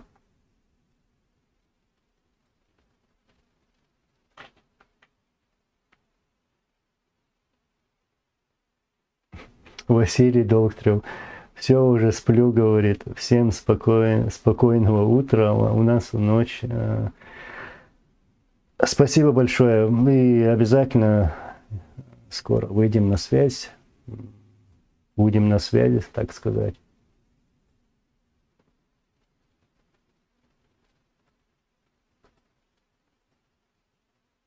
Salam Anzor, Chechnya became independent, but why didn't other Caucasian countries become independent? you should ask them, not me. Alaikum assalam. Dikhardo, Allah reis kurmasana, wallahi, sun jo khazkhit, shudolsh, так, шуга вистхал еще ж сон докумах еты. Так, сейчас я на русском и буду заканчивать. Хочу еще раз обратиться. Еще раз хочу обратиться по поводу вашей поддержки. Во-первых, для переводов того видео, которое выкладывается на канале Низам, на другие языки. Может, у кого свободное время есть, знания есть этих языков. И хотелось бы весь этот материал перевести на английский, турецкий языки. Ну, может быть, для начала можно и потом и на другие языки. Но все по воле Аллаха, иншаллах, сделаем. То есть, еще раз хочу попросить вашей помощи в этом. Так, take care too, my brother.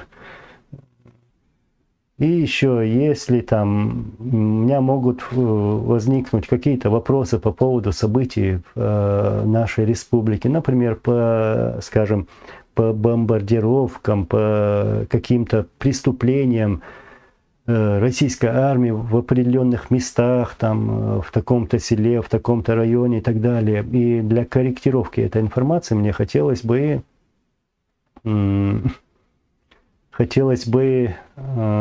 обговаривать с вами это. Не публично, конечно, я никогда не буду выкладывать имен, которые как-то мне-то помогают в этом. И у меня будут такие вопросы. Я бываю